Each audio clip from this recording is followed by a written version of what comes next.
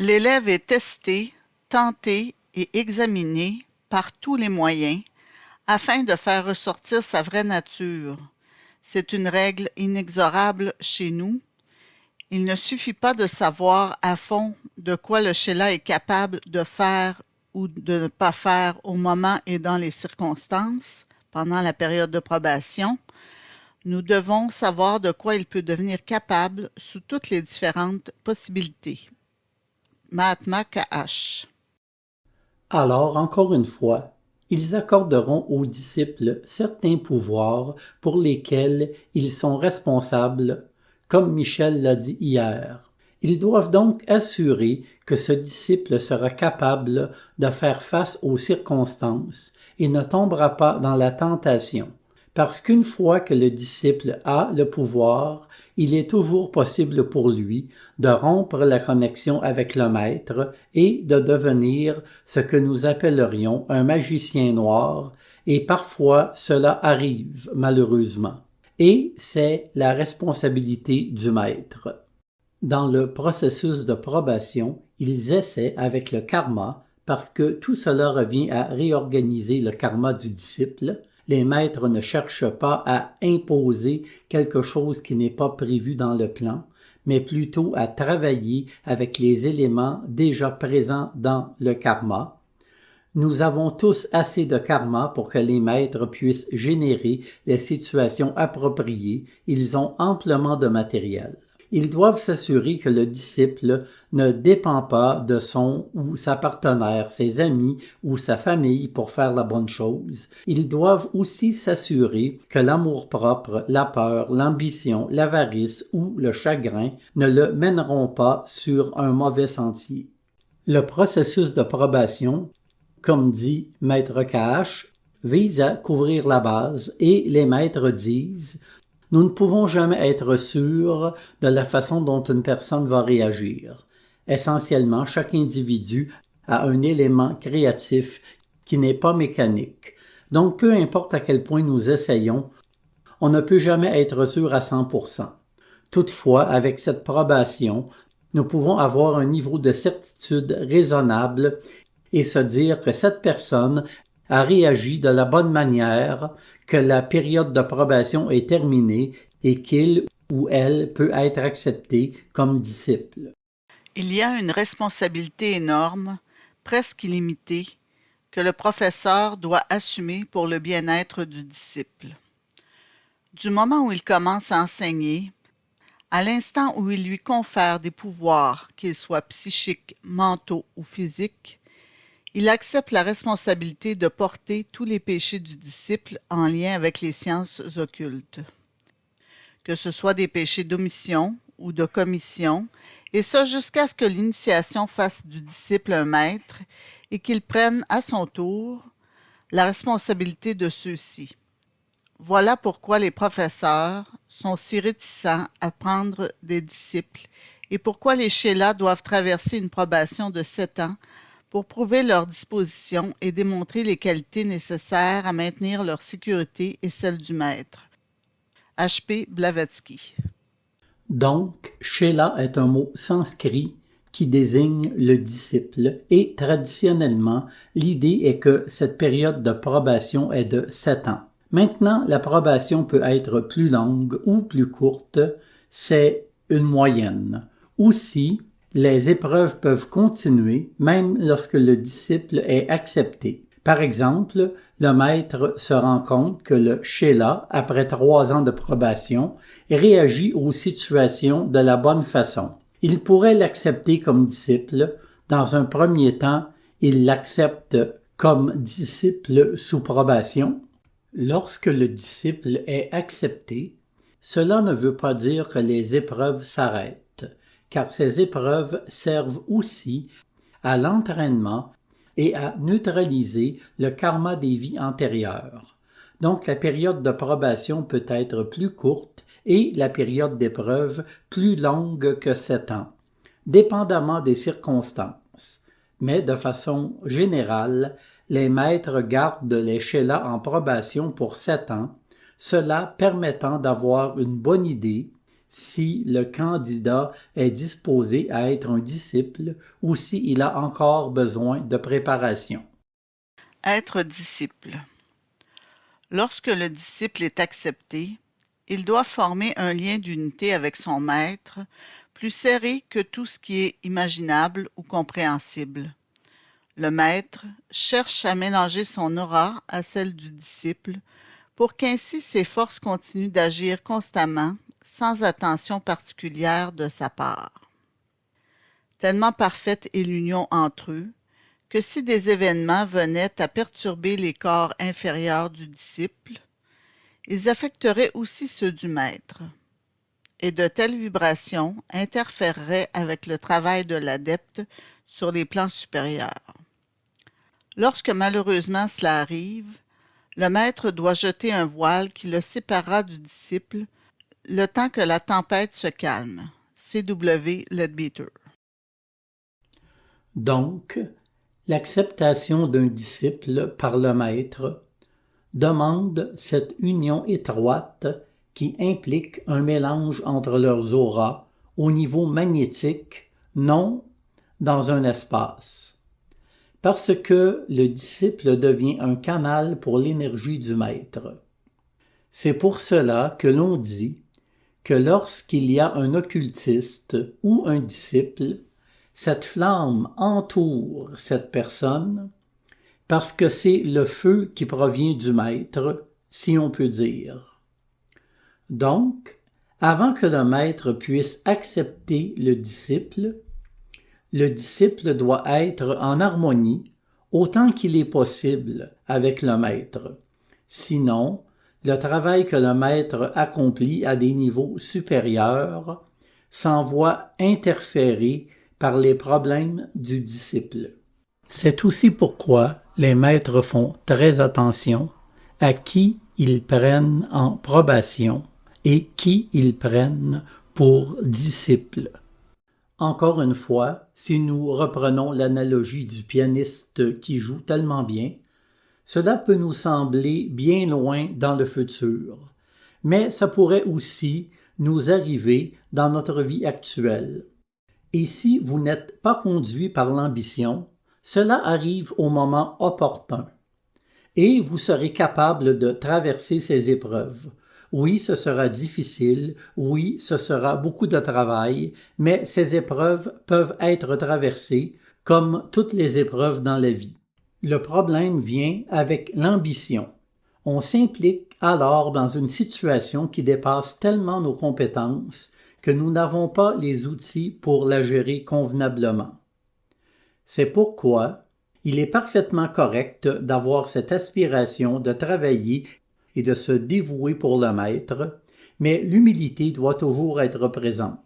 Alors on se dit, je peux travailler avec les maîtres d'une façon plus indirecte, me dévouer autant que possible à être un canal pour leur énergie, une aide pour leur travail, et avec l'humilité, vous ne faites aucune demande au maître, le maître saura quand vous serez prêt pour la prochaine étape, et avec cette humilité, vous avez ce rapport avec les maîtres, avec dévotion et non ambition.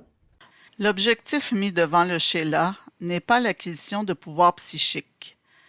Sa tâche maîtresse est de se dépouiller de ce surdimensionnement de la personnalité qui est le voile épais qui cache notre partie immortelle, l'homme réel.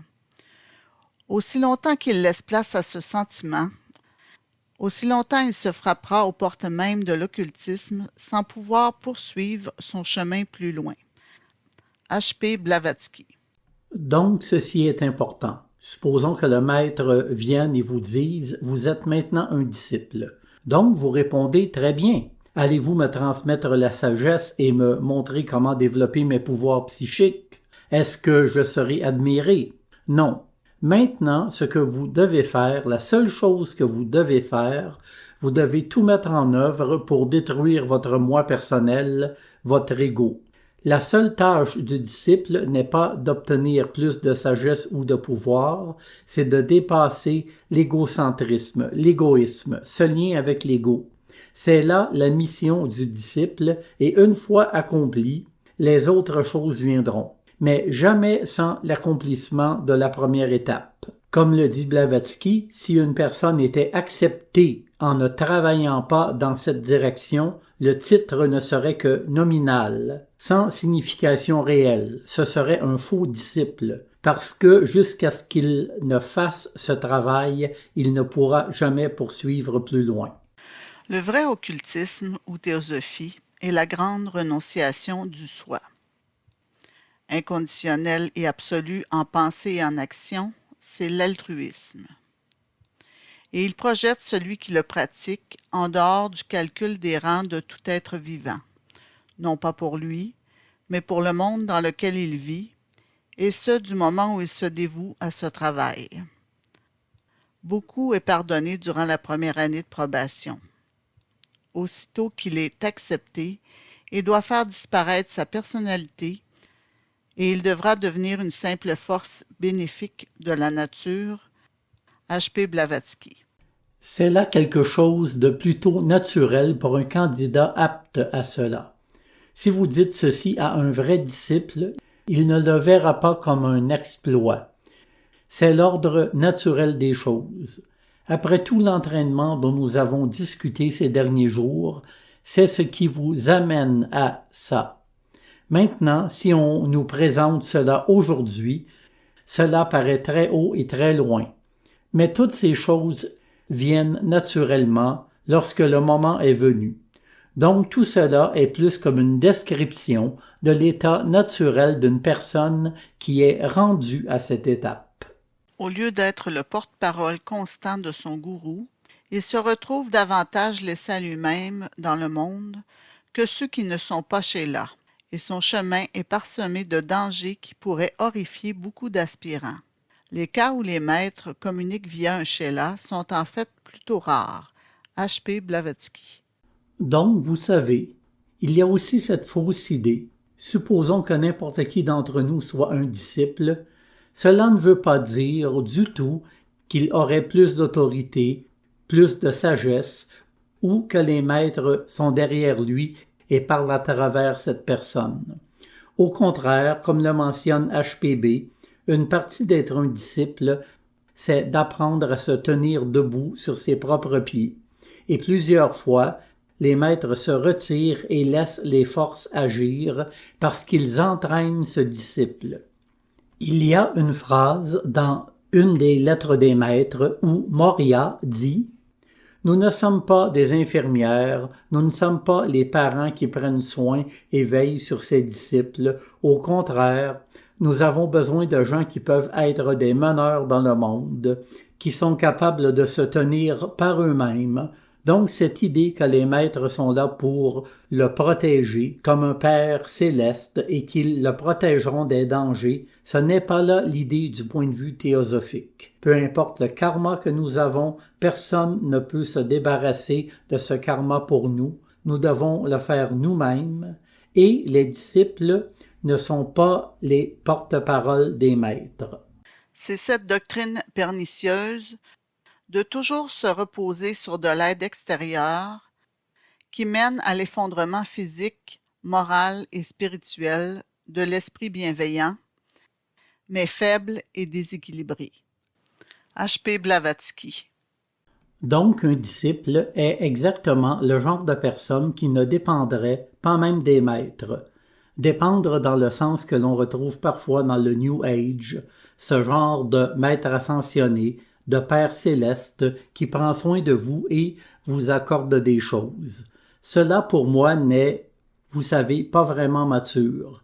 C'est juste le besoin et le désir naturel du soi personnel d'avoir un protecteur, un maître, que vous l'appeliez Dieu ou maître, peu importe, mais qui prend soin de vous.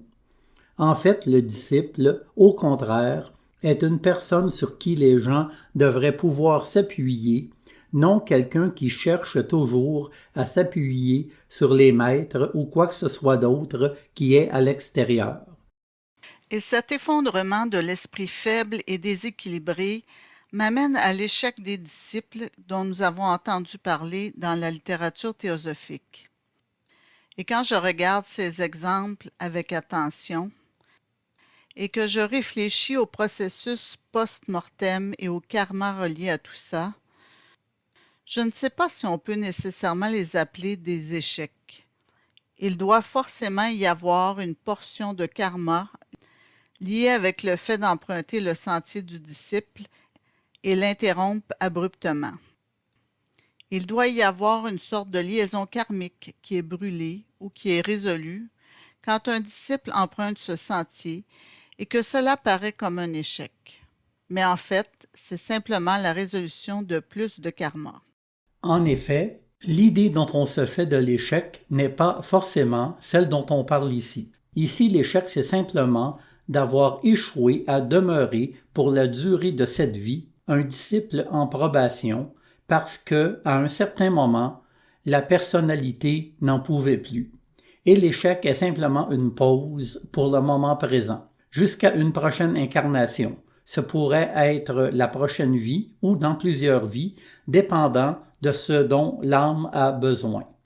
Donc l'échec est toujours relatif. Ce n'est donc pas un échec au sens chrétien. Vous avez échoué, vous irez donc en enfer et c'est tout. Et c'est généralement notre perception de ce qu'est l'échec. En fait, ici, l'échec est simplement que la personnalité ne pouvait pas endurer et il y aura une autre opportunité dans le futur. Et tout ce dont vous vous serez débarrassé dans cette personnalité ne reviendra pas à la prochaine incarnation. Ceci est réglé et dans le futur, quand vous serez prêt, le sentier reviendra. Aucune soumission aveugle au commandement d'un autre ne peut être demandée ou n'aurait d'utilité. Chaque individu doit apprendre par lui-même, à travers les épreuves et la souffrance, à discerner ce qui est bénéfique à l'humanité. Et en proportion, pendant qu'il se développe spirituellement et qu'il triomphe sur tout égocentrisme, son esprit s'ouvrira et il pourra recevoir la guidance de la monade divine en son soi supérieur, pour lequel il n'y a ni passé ni futur, juste un éternel maintenant. HPB. Ceci est une autre mauvaise compréhension de la voie du disciple. Les maîtres ne sont pas là pour dire ce qui est bien ou mal, ni pour vous guider. Les maîtres ne vous guident jamais de cette manière. C'est la personne qui doit développer viveka, le discernement, qui lui dira ce qui est bien ou mal. C'est pourquoi, dans toutes ces épreuves que les dirigeants théosophiques ont traversées, vous pourriez vous demander, si Blavatsky était un disciple, pourquoi les maîtres ne l'ont pas prévenu? Ou Bezan, pourquoi ne lui ont-ils pas dit ceci ou cela?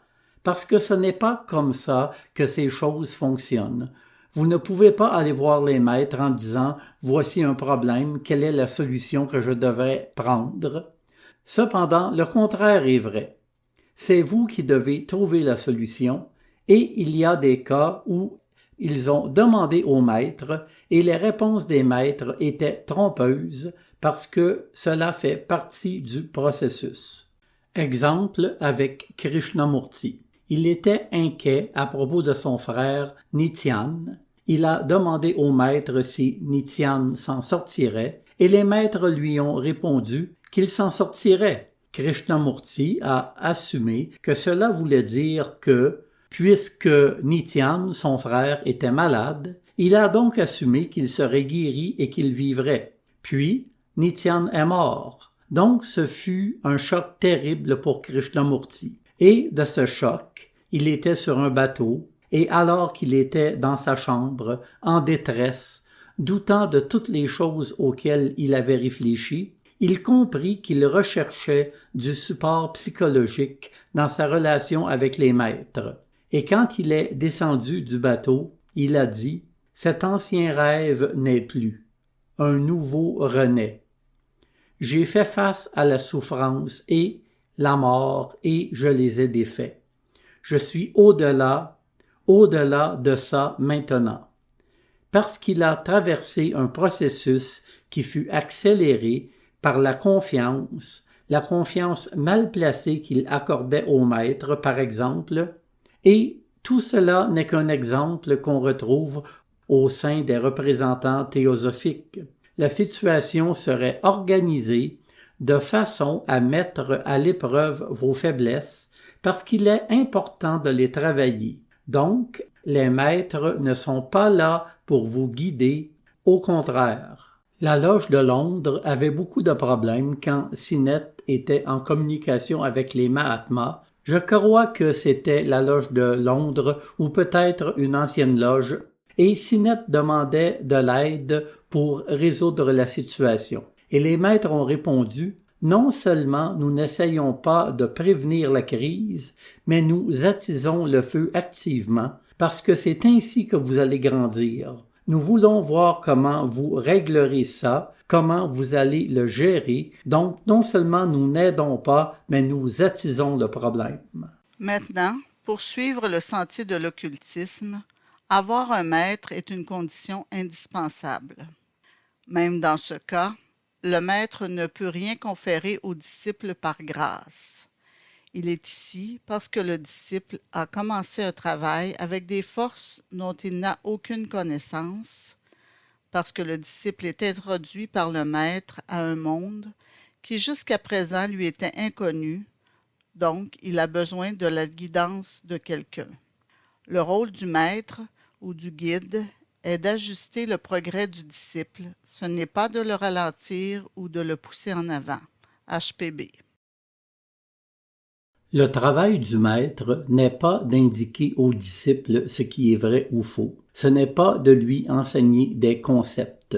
Rappelez-vous la phrase de Blavatsky qui disait qu'elle avait tout appris par la méditation, pas par des mots. Ce que les maîtres font, parce que le disciple tente d'apprendre comment élever sa conscience, comment manipuler certaines forces ou comment produire certaines choses, et c'est là où les maîtres aident. Mais les maîtres n'aident pas de la façon dont on se l'imagine généralement. Donc l'idée de HPB ici, c'est que la grâce d'un maître est toujours présente, mais que rien n'est fait pour le disciple. C'est toujours le disciple qui doit faire les choses par lui-même. Nous pouvons passer la prochaine. La prochaine est celle que nous avons mentionnée à propos du savoir qui arrive par des visions. Le disciple ne s'assoit pas dans une classe où les maîtres seraient à enseigner comme leur professeur. Abordons un peu le processus d'initiation. Initiation. Initiation signifie une expansion de la conscience. L'initiation elle-même est une série d'événements que l'homme doit vivre, des événements réels et des expériences qui prennent un certain temps. Pas une vague série de sentiments indéfinis, mais de vraies communications, pensées et actions vécues par l'homme à l'extérieur du corps physique et en présence d'une grande assemblée des maîtres. Le résultat est que l'homme devient conscient d'un nouveau monde, comme si de nouveaux sens lui avaient été donnés et qu'il s'ouvrait sur un nouveau monde l'entourant. Annie Besant. Donc, le mot « initiation » est utilisé de plusieurs façons dans le monde.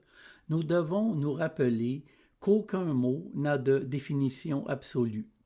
Vous pouvez être initié en franc-maçonnerie, en hindouisme, en ceci, en cela, mais quand nous utilisons le mot « initiation » dans le contexte théosophique, on parle d'initiation au sentier occulte. Donc, l'initiation en franc-maçonnerie est quelque chose qui est différent de l'initiation en hindouisme ou bouddhisme tibétain. Ici, nous parlons d'initiation au sentier occulte. Ces initiations sont des cérémonies. Normalement, Annie Besant dirait que les cérémonies en franc-maçonnerie, par exemple, sont des symboles de ce qui se produit sur les plans intérieurs. Quand le corps est endormi, l'âme, sur des plans intérieurs, traverse une série de cérémonies qui élèvent la conscience vers des endroits que la personne ne pourrait atteindre par elle-même. C'est en partie ce que les maîtres font. Ils initient et permettent de percevoir un univers à un niveau plus élevé. Et ensuite, le travail après l'initiation est de s'efforcer de percevoir par lui-même, d'élever sa conscience et de percevoir le monde comme il l'a entrevu durant l'initiation. Donc, lors de l'initiation, c'est comme si le maître nous permet de s'élever et nous dit « Maintenant, vous pouvez voir à ce niveau ». Et ensuite, on retourne à son état normal et on se doit d'essayer de stabiliser son état pour être en mesure de revenir à cet état de conscience par sa propre volonté. Et ceci, comme Annie Besant le dit, n'est pas quelque chose de vague. En fait, une personne pourrait même recevoir la première initiation sans que la personnalité physique ne le sache. C'est quelque chose qui se produit sur les plans intérieurs et dépendamment si c'est bon ou non pour la personnalité de le savoir, cela arrivera. Ou, dépendamment de la structure de la personnalité, à quel point la conscience du cerveau est reliée à la conscience des plans intérieurs. Le souvenir ne reste pas nécessairement. Peu importe, le souvenir n'est pas nécessaire à ce point, parce que ce que la personne essaie de faire à ce point est exactement cela. La perception que la personne se fait des plans intérieurs deviendra une aspiration pour la personnalité dans le corps physique. Les ouvrages exotériques mentionnent 4 degrés d'initiation. Les 4 chemins vers le nirvana, dans ce 4e cycle, ils portent les mêmes appellations. L'Aran, bien qu'il puisse voir le passé, le présent et l'avenir, n'est pas encore le plus haut initié, car l'adepte lui-même, le candidat initié, devient le Shela, élève, d'un initié plus élevé. L'Aran, qui veut atteindre le sommet des échelons de l'Arat, doit conquérir 3 autres grades supérieurs, HPB. Donc, HPB n'a pas beaucoup parlé de l'initiation. C'est l'une des quelques citations que l'on peut trouver. Besant et Leadbeater en donnent une description plus en détail. Donc, elle parle de 4 initiations et l'idée est que lorsque la 4e est complétée, la personne est libre de la mort et de la naissance. Donc, cette personne se libère du cycle des naissances et renaissances. Cette personne est libre après la 4e initiation, mais il y a des étapes supplémentaires. Ceux que l'on appelle Mahatma sont des personnes qui ont atteint la 5e initiation. Les personnes qui ont atteint la 4e initiation dans la littérature théosophique sont appelées des Arahants ou Arhats. Nous n'avons pas besoin de nous pencher longtemps sur ces détails, mais l'idée que nous allons aborder brièvement est que dans chaque initiation, il y a ce processus d'élévation de la conscience toujours plus haut. Le nouvel initié est né dans cette nouvelle vie de l'esprit et l'expansion de la conscience qu'il a atteinte consiste en cette ouverture, pour la première fois, à ce vaste monde spirituel qui permet de trouver toutes les vérités par l'intuition et non par le raisonnement ou la raison. Monde dans lequel les yeux de l'esprit sont ouverts et la connaissance directe des vérités spirituelles est acquise. La connaissance devient intuitive au lieu de rationnelle. À cause de ce nouveau monde dans lequel il est né, la première grande initiation est appelée deuxième naissance ou naissance de l'esprit, car il est maintenant devenu le 2 fois né. Annie Besant. En hindouisme, il y a cette idée de deuxième naissance, et cette deuxième naissance est une cérémonie dans l'hindouisme qui est un symbole de cette première initiation. Et l'idée est que lors de la première initiation, la personne va naître sur le plan bouddhique, celui qui est au-dessus du plan mental, et construit là un véhicule de conscience, c'est ce que Blavatsky appelle l'ego spirituel. Donc, à partir de l'ego supérieur, qui est notre âme, l'âme élève sa conscience au plan bouddhique, et de ça naît l'ego spirituel, un véhicule de conscience sur le plan bouddhique. C'est sur ce plan qu'il y a le plan de l'unité, que les choses sont connues en devenant ces choses et non seulement en observant de l'extérieur.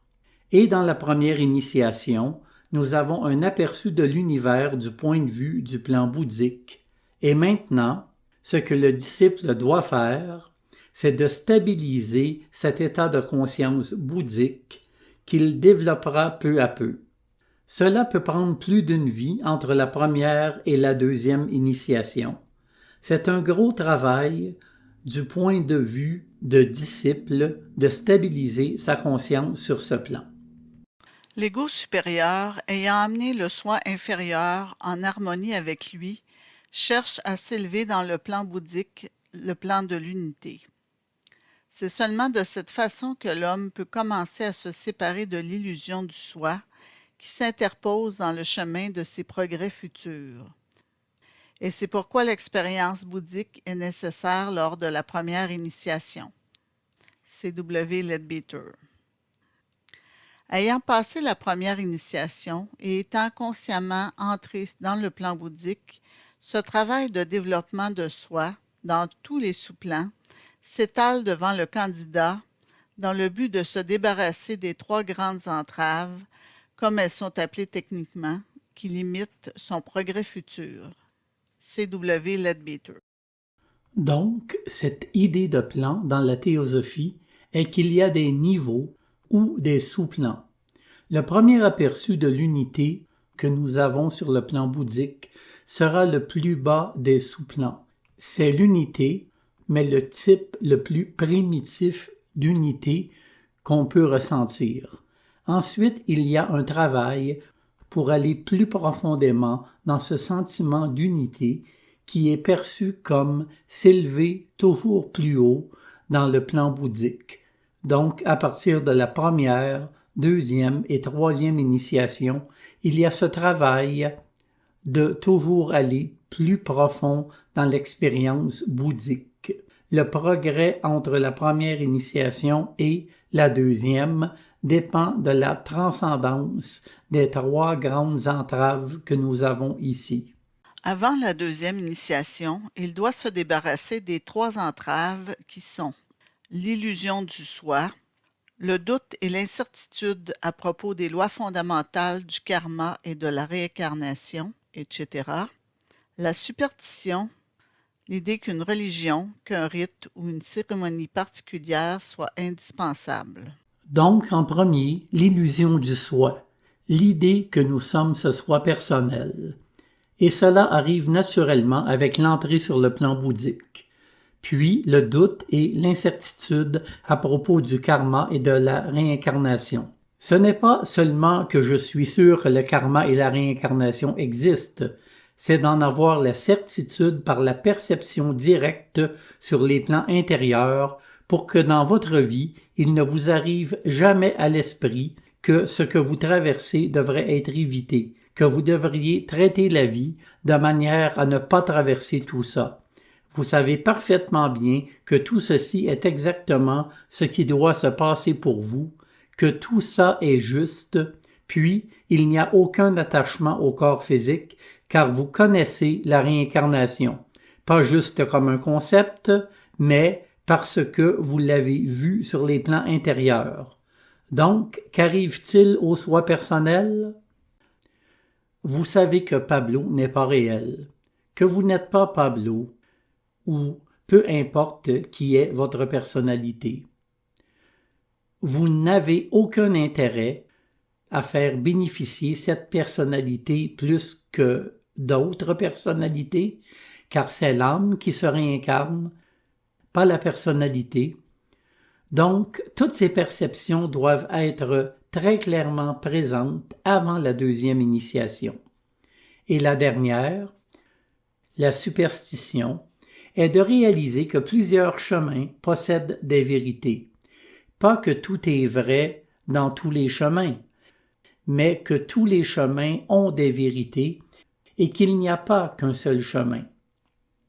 De ne pas s'appuyer sur des cérémonies ou des choses externes signifie que le disciple ou l'initié, dans ce cas-ci, parce qu'il a déjà la première initiation, n'a pas besoin d'éléments externes pour faire quelque chose. Pas besoin de mettre à sa manière, vous savez, mettre de la musique lors de la méditation, ou faire ceci avec les mains, ou ce petit rituel.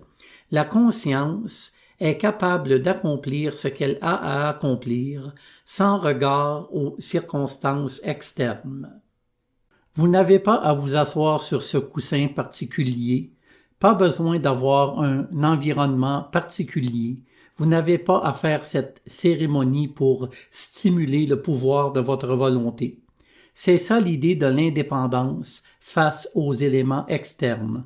Cela ne veut pas dire que vous ne devez pas pratiquer de cérémonies, parce que les cérémonies ont un objectif différent. Elles servent à générer un canal pour la vie spirituelle. Mais vous, personnellement, n'avez pas besoin de cérémonies pour accomplir quelque chose, comme élever votre conscience. Vous savez comment le faire sans aide externe. À ce point, la personne est prête pour la deuxième initiation. Donc, nous n'allons pas en parler de cette deuxième initiation parce que plus on avance, moins nous savons de quoi on parle, même si nous ne savons pas vraiment plus de quoi nous avons parlé jusqu'à présent.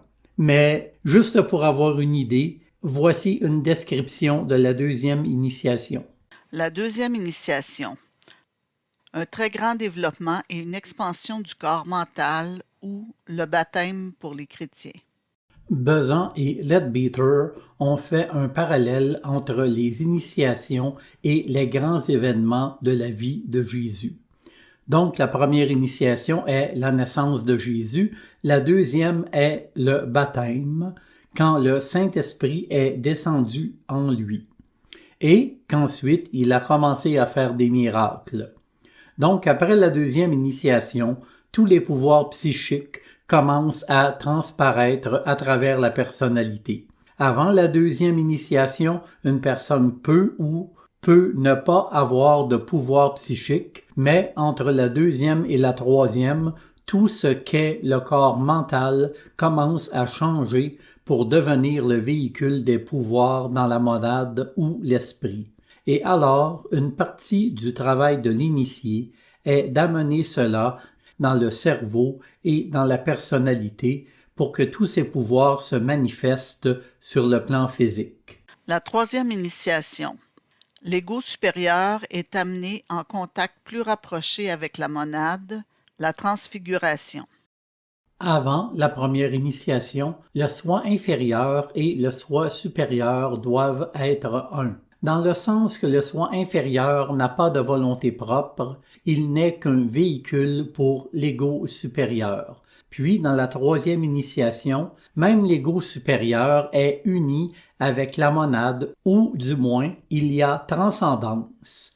Alors même le sens d'individualité spirituelle commence à se perdre et vous réalisez que vous n'êtes pas une personnalité, vous n'êtes pas un esprit individuel impersonnel, vous êtes le tout. Dans cette troisième initiation, il y a cette transfiguration de l'ego supérieur, il y a ce changement. On pourrait dire que la première initiation est le mariage de l'âme et du corps, et la troisième initiation est le mariage de l'âme et de l'esprit. La quatrième initiation, Arat, première entrée dans le plan nirvanique ou atmique. Ceci est décrit comme la crucifixion et la résurrection. Ils disent que c'est la plus difficile des initiations. Vous savez, Jésus, en catholicisme, a dit qu'il était descendu en enfer. Il y a une expérience qu'on se doit de traverser, qui est le vide absolu, ou Avicii en enseignement théosophique, qui est l'isolement total de la vie. C'est le seul concept similaire à l'enfer. l'initié doit être en mesure de traverser le vide absolu où il semble que toute sa vitalité lui est retirée, mais cette expérience pousse la conscience à vivre dans l'éternel seulement. Donc, il est dit que c'est l'expérience la plus difficile qui existe, mais qu'après, vous êtes libre de tout attachement avec la forme. Vous êtes au-delà de la dépendance de toute forme, et c'est ce qui fait de vous un arhat. C'est ce qui fait que vous n'êtes plus régi par les lois de la réincarnation. Vous pouvez vous incarner pour aider l'humanité, mais vous vous incarnez maintenant par votre volonté au moment où vous le décidez. Avant cela, nous sommes forcés de nous incarner. Ils disent qu'entre la première et la quatrième initiation, il y a généralement 7 vies. Oui, généralement, ça prend 7 vies pour aller de la première à la quatrième initiation et 7 vies supplémentaires pour la cinquième. Donc, la quatrième initiation est à mi-chemin pour devenir un Mahatma. Donc, vous devenez Mahatma dans la cinquième initiation. C'est la dernière initiation comme humain, dans le sens qu'à ce point, vous en avez fini avec le processus de l'évolution humaine. Vous devenez surhumain, dans le sens que l'expérience humaine est terminée. Quand vous faites la cinquième initiation, vous pouvez vous unir au nirvana, comme Michel le disait hier, et devenir un dharmakaya, et vous n'avez plus besoin de la terre pour quoi que ce soit. Ou vous pouvez renoncer au nirvana et décider de rester lié à la terre et au véhicule de conscience pour aider l'humanité. Mais, avec la cinquième initiation, le processus d'évolution humaine est terminé. Et c'est là où il y a une division du processus entre Mahatma, Nirmayakaya et Dharmakaya. Il est dit qu'il y a 7 choix offerts à quelqu'un qui se rend à ce niveau. Donc la cinquième initiation est le Mahatma, la maîtrise du plan nirvanique, et tu n'as pas expliqué ce... Oui, à la quatrième initiation, il y a le point de rupture sur le plan atmique, celui qui est au-dessus du plan bouddhique, qui est le plan nirvanique. Donc, avec la quatrième initiation, il y a la première naissance dans le plan nirvanique. Dans la cinquième initiation, je ne veux pas m'égarer dans les détails, mais il y a une partie du plan nirvanique qui fait partie du processus humain, et cette partie est maîtrisée, et donc cette personne peut être unifiée ou se fondre au plan nirvanique si elle le choisit, ou renoncer à cela. Bien sûr, le plan nirvanique est toujours disponible, les maîtres méditent sur le plan nirvanique, mais ils conservent un corps physique car ils travaillent sur les plans inférieurs. OK, nous avons dépassé notre temps, mais je voulais finir ce chapitre.